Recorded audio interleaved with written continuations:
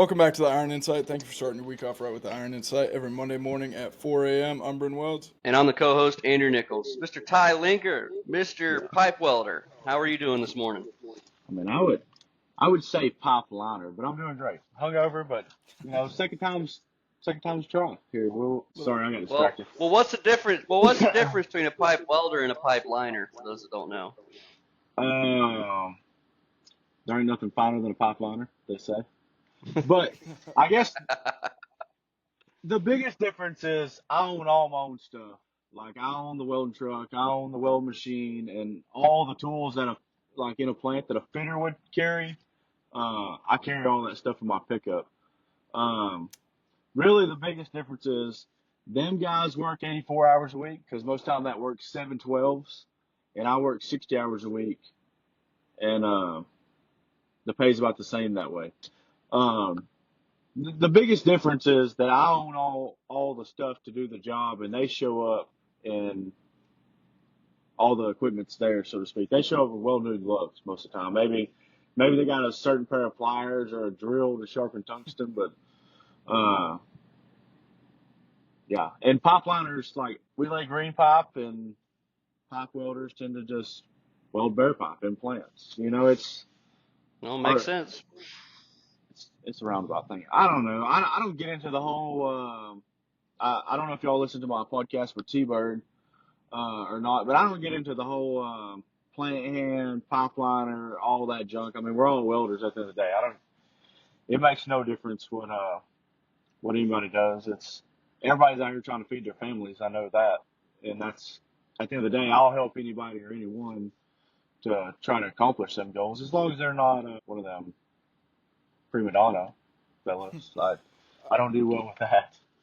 I saw a comment on one of your posts that I thought was pretty interesting, and I want to see your take on it. It was the best fitter is a welder that can't find a job right at the moment. Oh no, no doubt. I guarantee you. Pop liners are different because we don't have fitters. I mean, I've been on a job with fitters that the company hired actually fitters, but when back in 2020 when COVID hit, I went to work for Zachary um, at a power plant, and I kind of was like the superintendent, and I was kind of like his right hand man, so to speak, and I was pipe fitting. You know, pipe liners don't have the luxury to have pipe fitters. Like I said, we carry all our own tools. Most time we train helpers to do our fitting for us, but I would say that's got to be one of the truest statements that's are probably one of the best comments that's ever been put on my stuff or any other. But they also call pipeliners one trick ponies too, which is a lie.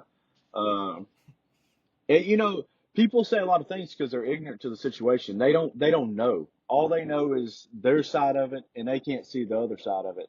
Like I've been in facilities, I've been in plants, I've been in chemical plants, I've been in gas plants, I've been in tire plants, and even a doggone food facility one time. But them guys have never stepped foot on a right of way, and so it's not the same. You're talking about something you don't know about, and that's a big problem in the welding world as a whole.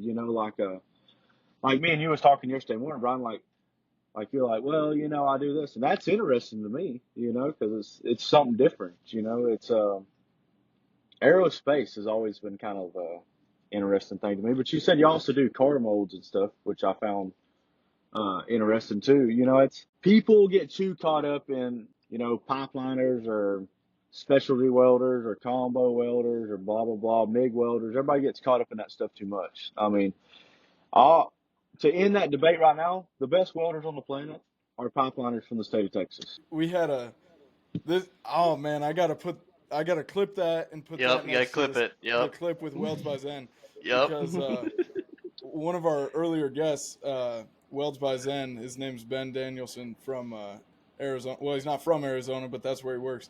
He said he'd put all the welders in Arizona against anybody else in the world. Well, who else was it? It was the Utah boy, the world skills Oh, competitor. He that's said true. you, yeah, he said Utah boys have the best welders. Yeah, that's true. Okay, I'll say this right here. In Utah, it's a very small region of pipeliners, right? Arizona, it's a very small region of pipeliners. The whole state of Texas is nothing but oil and gas. From one side of it, from east to west, north and south, it ain't nothing but oil and gas. So I'm not saying that the best welders come from East Texas. I'm not saying they come from West Texas. I'm just saying as a whole, the best welders come from the state of Texas. And I'll be willing to put my money where my mouth is. Um, I'll go ahead and talk about my first competition. The Out on the Road's first annual Show Dark and Showdown, which is amongst all the TikTok welders, our social media guys. Jonathan Valdez, Dakota Moore, Bullwinkle, Austin DePriest, that rig welder, Nate Montez, Slickman. Got Austin Ross coming, Joel Welch, Bernardo Sanchez from Rod Shield, and Hunter T. Wilson. But like I was saying, in the future, I'm going to have more of these welding competitions, and I'd be happy to have one. State v. state, Well, you're in What? Texas. You're right in the middle there. We just got to come to you. Yeah, that's what I'm saying. The first or the Shield Arc and Showdown that I'm putting on, it's going to happen in Arkansas Elite Welding Academy in Quitman, Arkansas. Would love to have y'all there if y'all want to come out. It's going to be a lot of great content. Still trying to shore up a few details on that. I think I may get Tristan from Ugly Welds out there. I'm hoping so. I got another kid that's coming. He's a combo rig welder. He can do all the hilly arcing and stuff. So I'm gonna get him to put on a demonstration of how he goes about doing it with his rig truck and stuff, which I think them kids are gonna find super interesting. And then of course, I got all the big TikTok stars or social media stars, whatever you want to call them. There's a couple of them on that list that like I've known Nate for 9 or 10 years. Me and Jonathan Valdez as well together. Uh, Bernardo is just a jam up dude. I've had Hunter on the podcast. Seems like a great guy. Well, seems like that sounded kind of a little messed up. He is a good guy. And me and some of these guys I've never met in person, but through the podcast and uh, I can call any of their phones and like me and Joel talked for like an hour yesterday, just about welding and this and that, and they're all extremely down to earth dudes. I think there's one persona on the internet and then there's another persona when you get to know them, the kind of people that they truly are. Yeah. People talk a lot of shit to them old boys, and a lot of people talk shit to me about why I'm doing it with the TikTok stars. But when you're trying to brand something, you use the biggest and best that you can find. And I'm not saying that they're the best welders in the world, by no means. Like, I wish that I was competing in the competition because I think I'd give them a run for their money. But when you're trying to build something, you build it on the back of somebody that's already got a brand. I Right. mean, Out on the Road has its own little brand, but I wanted to make this a huge deal so I could have, two competitions a year. And it's not a money thing for me, just like the podcast. I don't give a shit about the money. It's all about I'm a pipeline welder. I make my living every week. I work 60 hours a week. Um, Sometimes more, sometimes less, whatever. But I I don't know. I wanted to do something that's never been done, and I had the opportunity, like, um, to be able to do it, which is a blessing. And it's always going to be backlash on things. These guys want, they think they should be there, and he thinks he should be there, or blah blah blah. Well, like I said earlier on our first attempt at recording, is that I will put on a competition in the spring. I got to find a date, and we're going to do it in Louisiana, and it's going to be a $500 buy-in, and I'm going to take 40 welders, and it'll be a 20 grand pot, and we'll see who's the biggest and the baddest. But for this competition, the first annual Shield Arc and Showdown, I'm trying to build something, and I took what I could use to make it draw a whole lot of attention, and so I mean that's you think about the first circus that come about. Well, I'm Barney and Sons or whatever it's called. So So earlier you spoke a little bit about people ignorant to the pipeline, right? I'm one of those yeah. guys. I don't know jack shit about the pipeline, okay? So this might be a dumbass question, but how do you how would a pipeliner in the middle of nowhere clock in? Did you say clock in? Yeah, Uh, well, we got to sign a JSA every morning. That's officially like our clocking in, our tailgate meetings or whatever. But like I've told any boss I've ever went to work for, is that the day that I show up, you pay me 60 hours until you don't want me to come back. And then you pay me another 60 hours for even showing up to begin with. It's just, I mean, I don't know. I think in construction as a whole, like we don't have office jobs, right? So right. when you get into construction, you know what it is, whether you're working 712s or 610s or 512s. And I mean, you don't last very long if you don't go to work. So we don't, as far as clocking in, I think they just know that we're going to be there. I think I mean, they count on it, obviously, because they only hire a certain amount of welders to lay a pipeline, Right. And so, no, I mean, we don't just like punch a clock. But if we did, this 2024 Ford's got damn Wi-Fi in it. So, uh, I could probably clock in either from my phone's Verizon. The Wi-Fi in here is AT&T, so surely one of them will work. My camper has Starlink in it. Uh, I guess I could Starlink's the sign it. shit. Yeah, I guess I I could love me some Starlink. sign in from the camper and then drive out there. Maybe 9 or 10 o'clock. Maybe they wouldn't notice if I signed in at 6 and went back to bed. So, Um, speaking of the truck, your first one was Donna, right? yeah, that was the Dodge. That was a flatbed Dodge. Looked like a farm truck. I could go pick up a bale of hay, or I could, go the right of way. There's some pictures of it in the world. Not very many because it was such a short stint with that pickup. It was a piece of shit. What Um, on our first try at recording, you said you think she had what? that truck had STDs for sure. It would just like sometimes the air conditioner worked, sometimes it didn't work. Sometimes, I'll tell you a funny story.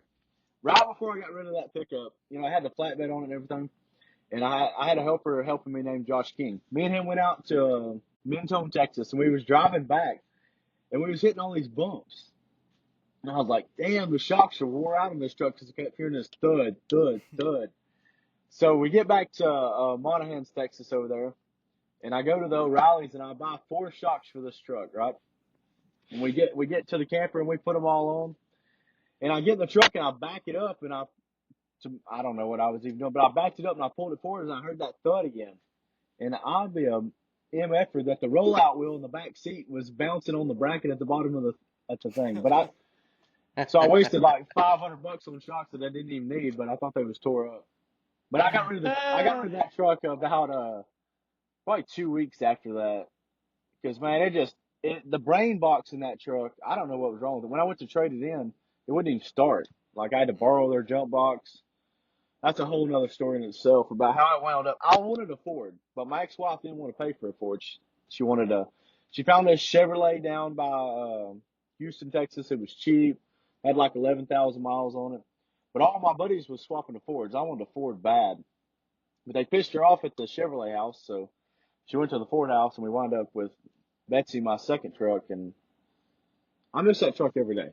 Um, my ex-girlfriend, she hated me. She was with me when I wrecked the truck, or she wasn't in the pickup, but we was dating at the time. And, probably one of the reasons that we didn't work out is because I was complaining about how much I missed that pickup. But um, I had 235,000 miles on that truck, and just about everybody on the pipeline knew that pickup. That bed had been around or has been around for a long time. It's for sale, by the way. If you got 11 to 16 Ford, I got a welding bed for sale. I'll make a hell of a deal on it, especially to a helper or a kid that's in school that's trying to put a welding truck together. If you own that year model dually, I'll make you a hell of a deal on a bed. I lost my train of thought. Anyways, that truck. I made a lot of money with Betsy, and she was well known because it had been around for so long, and it was paid for, and I wasn't ever getting rid of it. And then I got T-boned out in West Texas, and it's probably one of the saddest days of my life What overall. what was the car that T-boned you? It was another welding truck. Oh, damn. Yeah, Damn. imagine that. Did you know the guy? That I didn't know him, but I know his brother. They're from the valley down there. I'm not gonna say his name or nothing, Yeah. but Yeah, I know his brother. We worked at Pumpco together back in the day. Just one of those things that it. Luckily, it didn't tear up his truck that much because what totaled Betsy out was his tow hooks rolled the floor panel in the pickup. That's what totaled Betsy out. Like I could have probably put another cab on it, and I wanted to, but the insurance company wanted too much money for it, and so to get it back. And then I watched the auction site where it sold at, and it's still. I mean, it was a wreck truck with no bed, and I put stock wheels back on it, and then that truck still brought 23 grand just as Jeez. a rolling chassis. But Wow. my buddy took the back seat out of that truck and put it in his first gen Dodge. Uh, so it was pretty much a stripped down truck, but somebody with the time and effort could have, I was going to send it to Mexico, get another cab on it if it would have been the right price, and I would still be driving that truck. I would have gotten that. I drove that truck to the state of Washington this year. That was like in 2021, all the way up to Canada, and then I went to Florida early this year. Like it was that truck, she was solid as they come. And we didn't say this in this recording, but for those that don't know, Ty Linker is the host and owner of Out on the Road podcast. And about the podcast, what made you decide to start with it? We was up in Kansas, up in Ellsworth, Kansas, on some anomaly digs, and I'd been listening to Joe Rogan's podcast and stuff, and like he always tries to like get people's story of why they are the way that they are, right? And I was listening to it one day, and I was like, damn, it'd be cool if I talked to all these pipeliners, because I know there's no telling how many people I know. But I was like, if I just called them up and got their story of why they went about doing it, are they first generation welders or are they fourth generation welders? I don't know. I guess out of boredom is how I come up with the podcast. You told me some stats I didn't even know about the podcast yesterday. I don't know. It's, I guess, out of boredom, I guess is why I started the podcast. And then I stopped last November. I kind of stopped for a little bit because it became a second job. And people was messaging me all the time. They're like, when are you releasing another podcast? You should do so and so, blah, blah, blah. And I don't know, it just wasn't fun anymore to me. And so I took a little hiatus, and then, some things kind of changed in the world, and then I started back up with it. Um, I got 18 episodes, and I feel like they're all, in their own perspective, is good material, especially for a young guy trying to figure out some things in the world. I've had Nate on there. I've had Joel on there, Bernardo, T-Bird. Austin DePriest, T-Bird, um, which T-Bird's the owner of Arkansas Elite Welding Academy. For those And that don't know, he's a jam up dude. one thing I found interesting about T-Bird's episode was uh, he won't let anybody into their pipe or their advanced pipe class unless Yeah, they're already an alumni or graduated through the other yeah. classes. He won't teach downhill welding to you if you're not an alumni, and it's kind of when you're going to school to learn to be a welder, it's they got 60 days or 6 months, whatever the course is that you're taking, and so he's only got like 6 weeks or something like that he does the pipeline course, and that's a lot of information to take in 6 weeks. So he tries to be real selective on that deal, which we talked about on the podcast. I think they should go be a helper first, and maybe learn the do's and don'ts about the pipeline and the lingo and stuff, and then roll into T-Bird's pipeline course when you get close to breaking out, so you can get polished right there. Because I know some of the pipeliners that T-Bird's produced, and I'm going to tell you that Parker Reese is probably one of the slickest and fastest welders on the planet, and he's one of T-Bird's alumni there. So. Hmm. Uh, That's a great guy. If y'all could get him on the podcast, I can't get him on mine, but maybe I'll get him on y'all's. He'll be there. I'm hoping that he'll be there in November, at the welding competition. But, he's a hand, and he's a, Speaking he's a about product of T-Bird. speaking about pipeline and schools, Actually, this is a great question because before you, all we had was Nathan Montez from Slickman, and we kind of talked to him a little bit more about Slickman and the business more than we did pipeline. So, have you seen any products of Western Welding Academy out there? Yeah, yeah. I'm gonna tell you that I run across a kid one time that paid 20.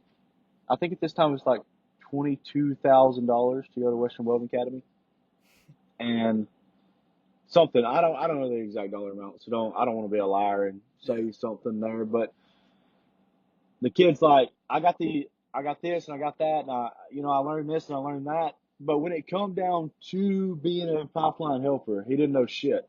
So you're not going to come out of a school. I don't give a shit if it's T-Birds or MWI or the one down in Houston or Western Welder. You're not coming out of them school. You can go be a combo hand or a plant hand coming out of one of those schools. I don't care what any school is trying to sell a kid. Sorry, my phone keeps overheating. I've never experienced this in my life. I don't know what the deal is, but You're good. I don't care what any school is trying to sell you. You're not going to be a pipeliner when you come out of school. You would be like okay, let me rephrase that. There's one kid out of every 10 schools that just has the natural talent, the natural ability, and he's going to take it serious as shit, and he's going to practice. He's going to go to school and do his schoolwork, and he's going to go home and practice. He's going to take every advantage that he can to do it. But to find that in an 18, 19, 20, 21-year-old kid is damn near impossible. I'm not saying that it can't be done. I'm not saying that there'll be that one Barry Sanders or Deion Sanders. There always will be that one phenom out there in the world. I'm not saying that it can't be that way, but if you take 10 kids, two of them's going to have the possibility to be a pipeliner. It's not going to be for everybody, and everybody wants to do it because of the big trucks and the big campers and the blondes with the fake tits and all that stuff. But at the end of the day, you're going to be away from your home. If you have a thought about having kids, I have two kids. I see them. I see one of them 6 times a year, another one 3 times a year. I moved to Texas when I was 21 years old, and I knew 2 or 3 people in the state of Texas. I moved from Alabama to Texas, and because I wanted to build my own name, my own reputation. And kids, I've never been a homesick person. I'm a money hungry person. It makes no difference to me if I'm in Sumas, Washington, or if I'm in Fort Myers, Florida, or any place in between there, or the UP of Michigan. If they're writing checks, I ain't homesick. I went through a divorce a couple years ago, and I never missed a beat. The but for kids that are cuddled this day and age, I think that's going to be a hard thing for a lot of people. And that's why I say that you know it's just it would be damn near impossible to come out of a welding school and be a pipeliner. To get back to the original question without ranting too long about it, but I think what they're selling up there is a pyramid scheme like shit because they go in there and ask these kids, well, what do you think you're worth an hour? And the kid says 42 and 150. Shut the fuck up. What are them wages? I never even heard of that shit.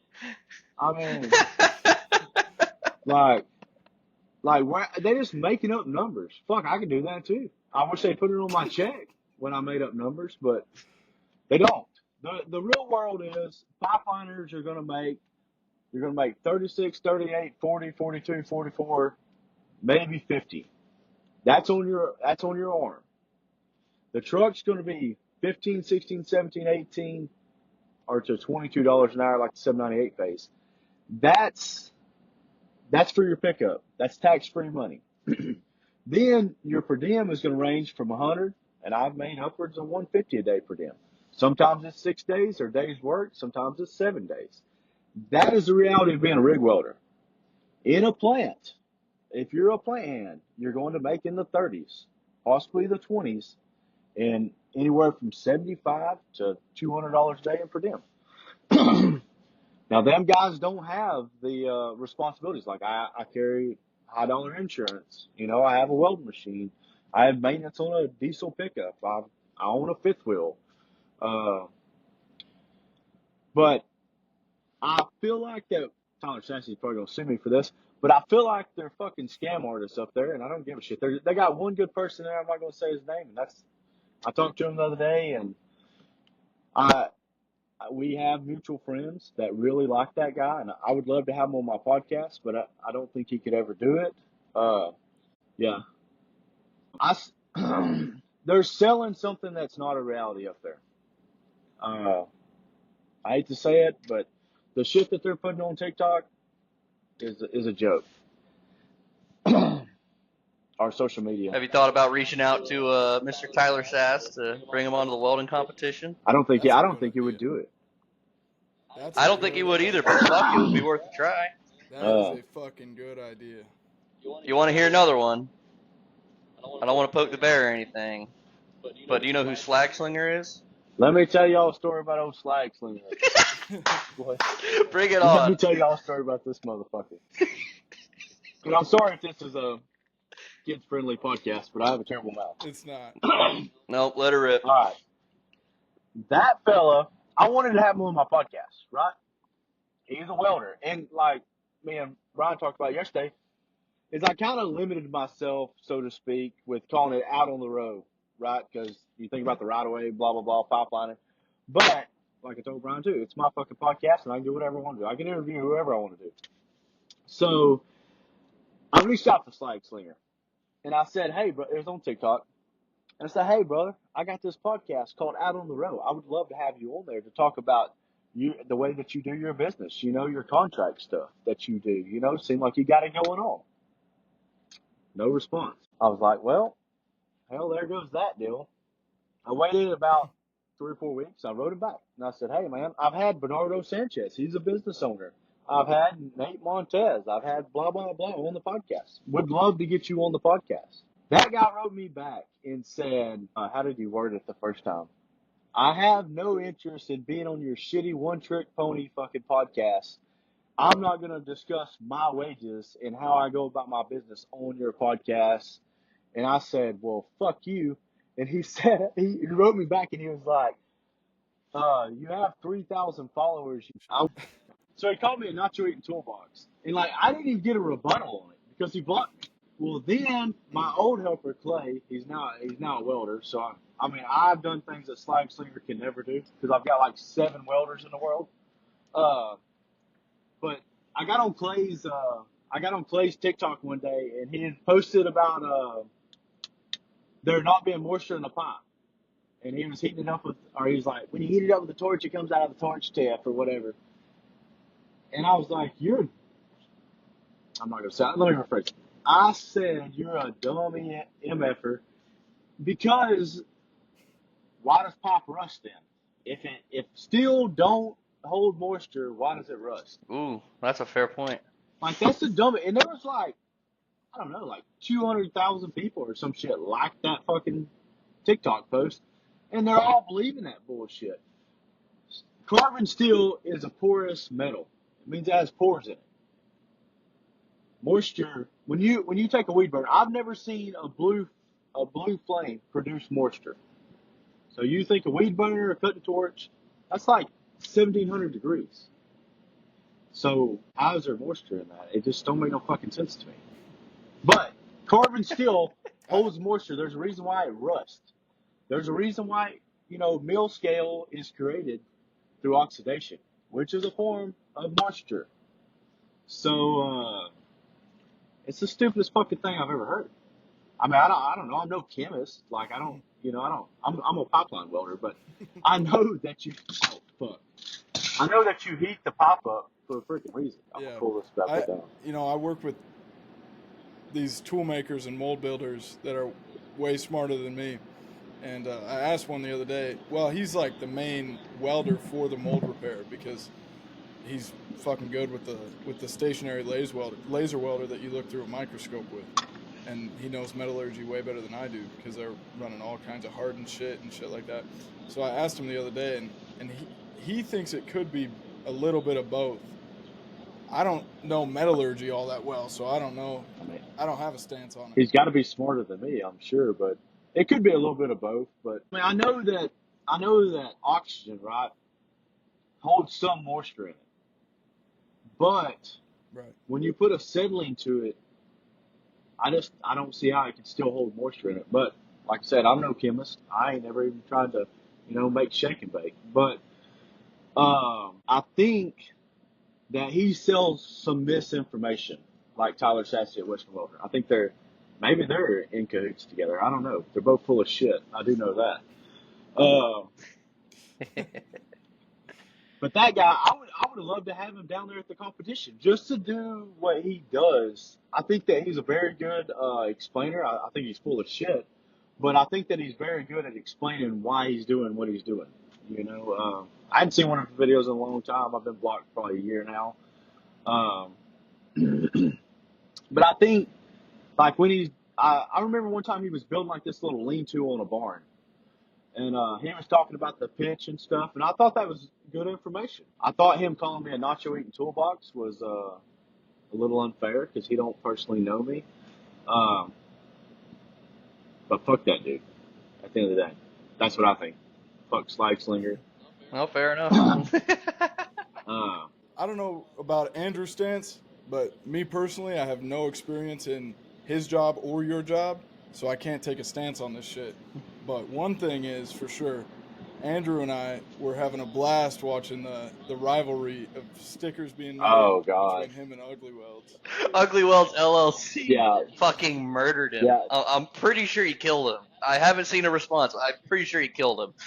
Tristan's a funny freaking dude. The guy from Ugly Welds. I'm hoping to have him down in November. There's Yep. a few little details we got to work out. But I would love to have him down there. I think I we've talked about him getting on the podcast. I mean, another one of those things. He's not a pipeline welder, uh, but the guy's genuine and he's funny as hell. I mean, it's hard to beat his sense of humor and the whole. I think I have that sticker someplace. It may be in my camper, but I have that sticker someplace. Um, but I couldn't see the whole drama unfold because I can only see Tristan's side of the story. I couldn't see Slackslinger's side. I wonder if I could start another TikTok and add him That was back. pretty funny. But your TikTok's connected to his Oh, Speaking yeah. phones. But of guests on the podcast, what what do you think made Joel Welch's episode perform 103% better than the rest of them last year? Genuine, I think that a lot of people. I don't want to put this about old Joel. I think a lot of people connect with Joel because he's genuine. He's not like he. I've heard people say, well, Joel Welch is. Uh, I don't want to say that word. He's putting on a persona, right? But I don't know. I've talked to him on the phone a lot. I think he's just. I think the way he presents himself. I think the way he presents the trade. I think you know. I think some people are jealous of Joel. Other welders. I'm not talking about the public, but I think that people can connect with him really well. Like you take Austin the Priest, right? He's an asshole. He's cocky. He's arrogant. He's a fucking pipeliner.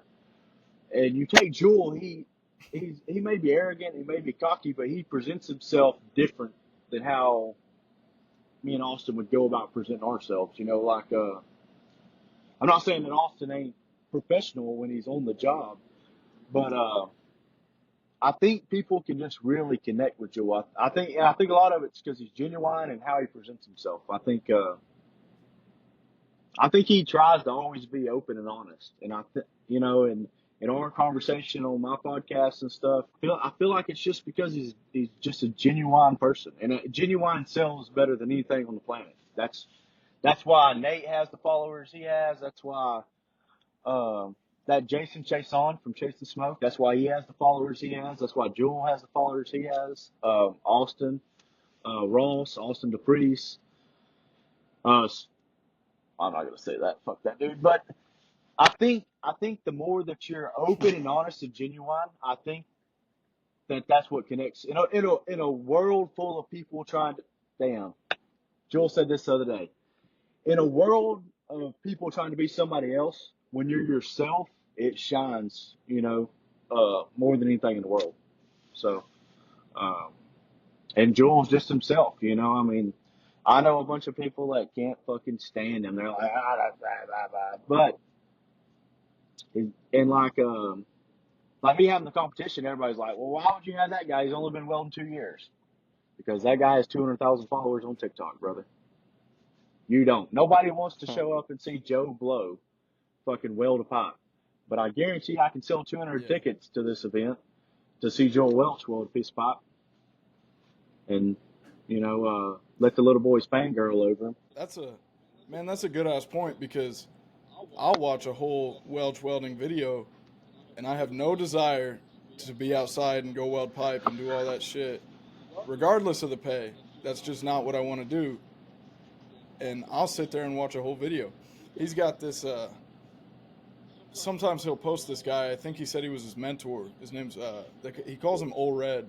I don't know his real name though. Red Ray, I think is his TikTok. Yeah. This older fella that's fucking good, and he's kind of the same way. So maybe that's where he got all that from. And I'll sit there and watch both of their full videos, even though I have no desire to weld pipe or be a Yeah. pipe. Joel's always sweating too. Like he's always sweaty. I don't know what he's doing, but he's always sweating. Like I'm in West Texas and I don't sweat as much as him. And I don't even think Joel drinks. It must be all the pre-workout he's taking. I don't know, but that motherfucker's always sweating. But His wife's his helper. Right? Emily's not anymore. She's at home. She wanted to take a little break. Damn, I know the kid. Jason Garner is the kid that's helping him now. And another thing about Joel, I think that and you can say this about Austin. You can say this about Nate, Dakota Moore, is that they want to help their helpers succeed. Joel posted the other day, or no, it was Jason posted the other day. Joel's out there helping him practice, after work and stuff. So, for people that don't know Joel Welch, to build an opinion about Joel and say that he's just a TikTok, blah, blah, blah, well, you don't know the motherfucker. So, you can't really, you can assume everything because it's all in the public, but you don't truly know him at the end of the day. One thing that I think that a lot of people don't do in the world is give somebody an opportunity to get to know them. I mean, there's a bunch of people that don't fucking like me. The difference is we don't give a fuck whether you like us or not. Joel probably sleeps like a baby. Every time he gets a negative comment, he don't give a shit. He's getting paid from TikTok. He's getting paid from Facebook. He's getting paid from Instagram. He's welding 60 hours a week. I bet that son of a bitch is at the gym, taking that pre-workout, pumping that iron, and he don't give a shit. And then he goes home and eats his chicken and rice and goes to bed. He don't care, But people get so caught up in the whole TikTok and social media stuff that they I don't know. I mean, this guy was like, oh, Joel Welch caught repairs on the job. We're welders. We've all caught fucking repairs. Who cares? The only reason it was an ordeal because he's on TikTok, Yeah. It's I know social media is a blessing to a lot of people, but it's also a curse to some people, Yeah. I mean, I think, like, Andrew and I, we were the last, 2004, there was no phones. That's when I was born. So, 2004. I mean, it, so we were kind of, lucky enough to be the last generation to experience a little bit of childhood without a phone. Yeah. And, Without the iPads and the phones yeah. and You was born in shit like 2004 that. too, Andrew? No, 02. Oh, too. Yeah, I was when you was born, I was Yeah. in the 7th grade, and when Brian was born, I was in the 9th grade. Yeah. Yep. Yeah, my brother graduated high school in 2004, and I graduated in 2008. Jeez. Yeah, I've been at this for a minute. Old fuck. Old. Yeah, you're old. I just turned 30. I just turned 35. So, You're still in your prime. Hey, I think I'm in my prime. here's a question. What, huh? I said I feel like I'm in the prime of my life. 30 to 40, I think it's like the golden days. Then I'll turn 40 and I'll be like 40 to 50 is the golden days. But still pipeline. This is the golden yeah, days. So when you're starting out, oh, you said you're not an independent contractor on the no, tax form no. actually. Now that I remember I that. try to never work contract, and the reason being is because a dog fuck you on taxes. You can never buy enough stuff anymore with inflation, and even when Trump was in office, you could never buy enough stuff to be in front of the taxes. Uh, so as a W-2 employee, I still pay $1,000 a week in taxes, which is more than some people make Yeah. in 2 or 3 weeks. Um, Hmm. so I mean, I pay roughly $4,300 a month in taxes. Um, as a W-2 employee. Well, if you're a 1099, you got to think you're making 7 grand a week. So 1,500 of that's already gone to taxes, and it's just, man, I have a CPA, in Weatherford, Texas. Shout out to Lone Star Tax. So Todd, he always does me right. But, uh, man, it's one year I done it like 7 or 8 months and I got freaking crushed. And I was paying quarterly taxes. So I was dishing out, Damn. my money towards it, but I still owed a shit ton of money at the end of the year. And so the math wasn't mathing for me. I know of some guys that do it and it pans out for them, but you got to spend a shit ton of money. I'm more of a pack rat. I try not to spend that much money. Like I hated buying this new truck, but it's a necessity. It wasn't a want. Like, yeah, I wanted to go $80,000 in debt. Give me a break. Yeah. Even with the truck and the camper, and I mean, I'd assume your tools are paid off. They probably paid themselves off. Yeah. So even with that, that's not enough write off. You can write off mileage, your uniforms, or whatever, your pants and shirts and shit. But how? I mean, you have to spend thousands of dollars or have a crooked CPA, and Right. maybe that's the problem. Is like my camper's paid for, Betsy was paid for, Yeah. my weld machine's paid for. Uh, by 2020, so I started pipelining in 2015. Yeah, yeah. By 2020, I had everything bought that I wanted. I had the truck, I had the fifth wheel, I had the weld machine, I had all the tools to do my job. Uh, so it kind of was a lull in buying anything because I didn't need nothing. Yeah, I bought the ex-wife a car, but that don't involve what I do for a living. So you're not buying anything. If I think to do the contract stuff the right way, you need to buy like a weld machine a year. I don't, or have a crooked CPA that can hide money. I don't think Todd's willing to go to jail for me, so it just never panned out. Uh, Hmm. and I've done my time in Huh. jail, and I don't want to go back. I went to jail in Pecos And not long ago, and you don't want to go there, boys. It's not. It's probably the closest Keep thing to going to jail in Mexico as you can do. and another thing, another question coming from somebody that knows nothing about pipelining. How long would you typically, like an average job, how long would that last, months wise Okay, or weeks? first of all, if you're looking at a job, you got to look who the contractor is, right? So if you say Pumpco and you say it's 20 miles of 20 inch, you're looking at about 17 days of laying pipe. You might make some time on tie-in. They might have to build launcher receivers. So you're probably looking at a month and a half, 2 months max, if you get to stay around. But you're looking at 16, 17 days of laying pipe, and it's a done deal. So if you're looking at Troy, 20 miles, you can look at maybe a month and a half, 6 weeks of laying pipe probably.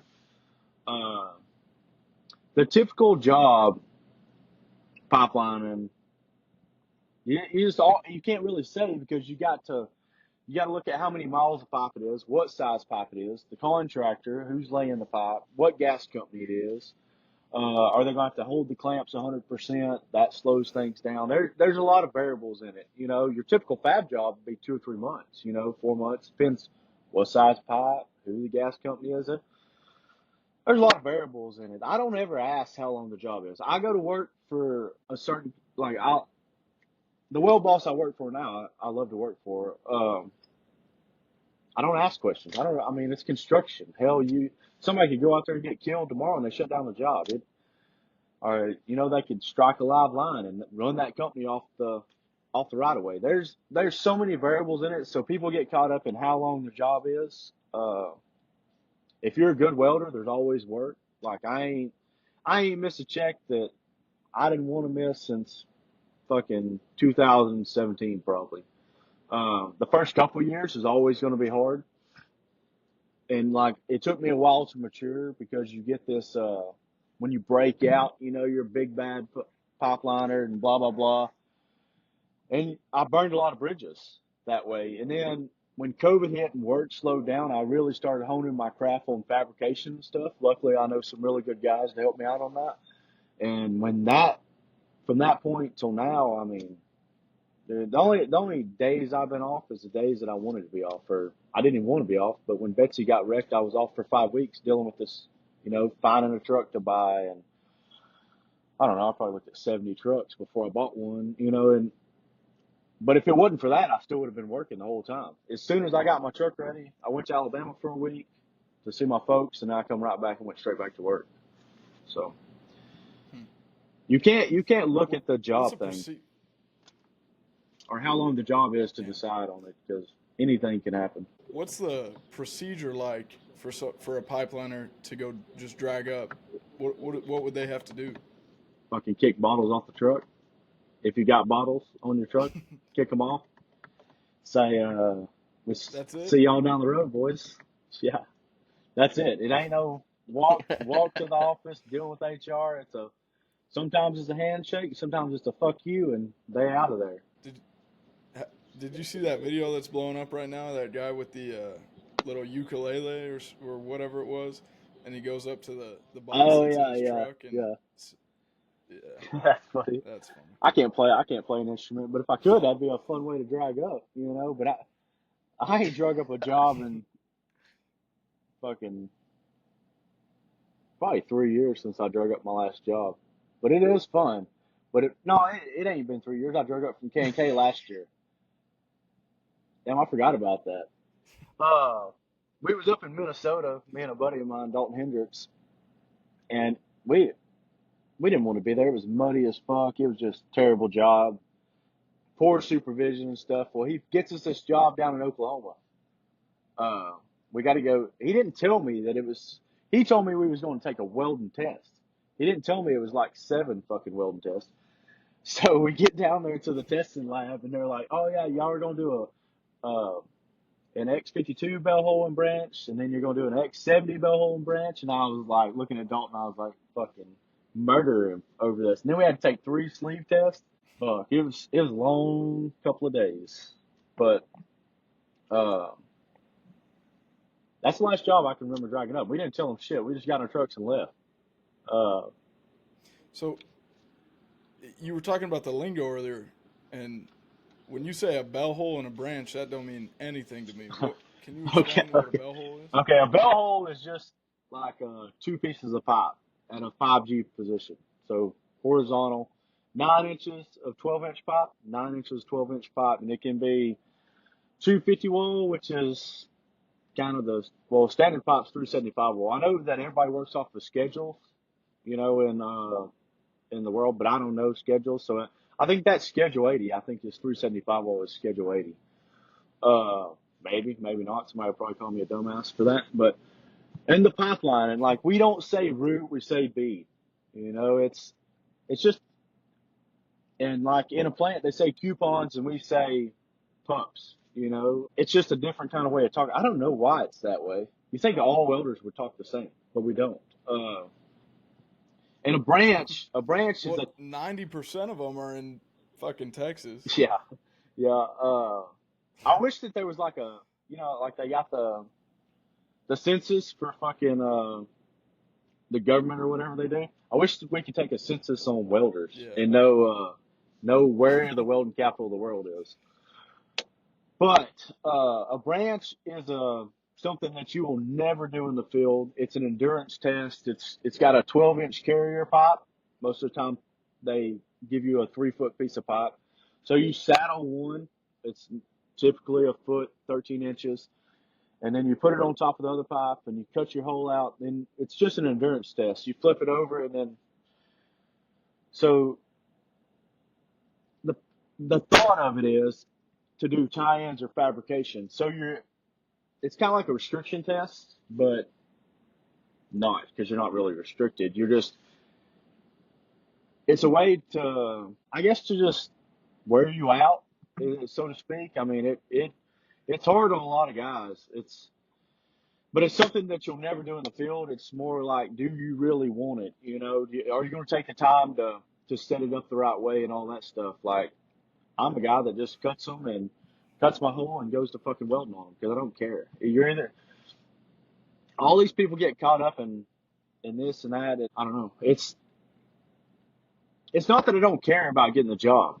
It's just that branches suck and I don't want to do them. So I don't care. However the fit is how it is. I can weld a wide gap. If it's tight, I take a Metabo and cut it open. Soften it up just like I would a normal weld. Continue on about my business. I don't spend all this time. I know guys that make them perfect. Like, I was talking to Hunter yesterday, and he was like, I like to make my branch just perfect, bevel it and everything. I only bevel the throats, which is the bottom of I guess it'd be like this part of it. I only bevel it there just so I could get the welding rod in there, the 1/8. But outside of that, I don't bevel the ears, none of that shit. It's just a waste of time. What are they going to weld for the competition? Okay, so we was going to do a bell hole on a branch, but I've changed my mind on it. We're going to do a bell hole on a 6G, an Arkansas bell hole, so to speak. That's at a 45. It's still going to be 375 wall. They're going to have to cap it with a 316, which can fuck a lot of people up. Now, I moved away from the branch, and I know this is going to bother a lot of people because they're going to be like, oh, they're not really going to be pipeliners in. But I moved away from the branch because not only are we selling an event, these guys are also going to have to talk to people. And I didn't want them to weld for 7 hours or 6 hours or 5 hours, cut all these straps and get wore out and irritable and shit, and not want to, socialize with the people at the event. So, call me a pussy. It wasn't their idea. This was my idea. So if anybody wants to be mad and say that they're no welding motherfuckers, you can blame me for it. I don't know. Because I didn't want them to be irritable, and we had some whining and bitching in the group chat. But I'm not gonna say which welder it was, but one of them pissed me off pretty good. Uh, but I just didn't want them to be wore out. Like, I want them to still want to go talk to people. But we are still gonna do a branch. I got two guys that we're gonna set up on the side and taking off the Wi-Fi there. Maybe it'll work better. Oh, there we go. I am going to set up a branch, maybe Joel and Nate to do them, where they can take their time. They're not racing. They can really show the kids, how to go about it and whatnot. And then probably maybe take 2 volunteers or something to do the grinding for them, so they can be explaining the steps, the process of doing it. And then we're going to do an in-service test. So it's on a 6G. It'll be the carrier pipe with the 2 pieces of sleeve material. That'll be 7018. Probably try to get Bernardo to do that because Bernardo has done a lot of that in-service stuff. So maybe him and Hunter do that part of it. So they can take their time and explain. So a lot of people may be mad about the whole moving away from doing the bell hole and branch, but there's a lot of reasoning behind it, and it wasn't them. It was my decision at the end of the day, and because we're going there for the kids. It's not about money. I know we're having the competition, but it's more about the kids and putting these guys in front of them. Thursday we're going to do the walkthroughs on the welding trucks, and let the kids shake their hands and blah blah blah. And I know we're going to get some backlash on this because everybody's whatever, but it's I wish that you could get Joe Blow there. Nobody cares that Ty Linker's going. I'm a peon in this crowd, which is Joel did say the other day in the group chat, he's like, I'm glad you ain't welding. I'd hate to get my ass whooped by a podcaster. But Well, we appreciate you coming on, Ty. Here's Yeah, something we ask every guest before we end the episode. What is your favorite genre of music to listen to while you work or weld? Kodak Black. Kodak Black. That's my G right there. He's from my neck of the woods. uh, or Big X the Plug, or Mexican OT, or John. I don't give a shit, but if my go-to is Kodak Black. Well, we appreciate you coming on. Yeah, I appreciate y'all Everlast guys. link in the show notes. TIG torch and foot pedal package upgraded free of charge through that link. Edge welding cups codes BurnWeld15, and through that link we'll also have Ty's links to the his social medias and the Out on the Row podcast on Apple Music and Spotify in the description. And Andrew, And head on over to southernleatherworks.net to get all your custom welding hood needs fulfilled and custom belts as well. Better welding hood at a better price. Thank you, Mr. Ty Linker, for coming Yeah, on and explaining us to the pipelining world. It was definitely an interesting episode, and we really appreciate you taking the time. yeah, I appreciate y'all guys, and look forward to